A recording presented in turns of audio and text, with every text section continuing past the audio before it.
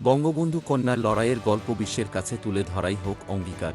বঙ্গবন্ধু কন্যা প্রধানমন্ত্রী শেখ হাসিনার লড়াইয়ের গল্প গোটা বিশ্বের কাছে তুলে ধরাই তার স্বদেশ প্রত্যাবর্তন দিবসের অঙ্গীকার হওয়া উচিত বলে মন্তব্য করেছেন তথ্য ও সম্প্রচার প্রতিমন্ত্রী মোহাম্মদ আলী আরাফাত।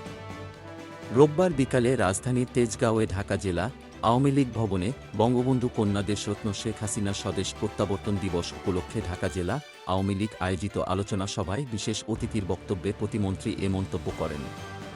প্রতিমন্ত্রী বলেন, বঙ্গবন্ধু কন্যা শেখ হাসিনার লড়াইয়ের ইতিহাস, ত্যাগের ইতিহাস, প্রতিকূল পরিবেশে লড়াই করে বিজয়ী হওয়ার ইতিহাস গোটা বিশ্বের কাছে তুলে ধরতে হবে। তা না হলে আমরা সবাই একসঙ্গে ব্যর্থ হয়ে যাব। আমরা অঙ্গীকার করতে চাই শুধু বাংলাদেশে নয়, শুধু আমাদের আগামী প্রজন্মের কাছে নয়, গোটা বিশ্বের কাছে বঙ্গবন্ধু কন্যার লড়াইয়ের গল্প আমরা তুলে ধরব। আবার পুনরায় জাগরণের গল্প আমরা তুলে ধরব।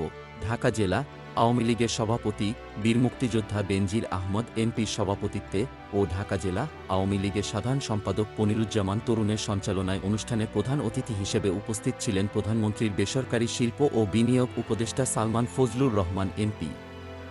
বিশেষ অতিথি হিসেবে আরও উপস্থিত ছিলেন বাংলাদেশ আওয়ামী লীগের সভাপতিমণ্ডলীর সদস্য অ্যাডভোকেট কামরুল ইসলাম এমপি, স্বরাষ্ট্রমন্ত্রী আসাদুজ্জামান খান এমপি, বাংলাদেশ আওয়ামী লীগের সাংগঠনিক সম্পাদক আহমদ হোসেন এমপি, মির্জা আজম এমপি প্রমুখ। গোলাম মোস্তফা, ডেস্ক রিপোর্ট, বিই নিউজ।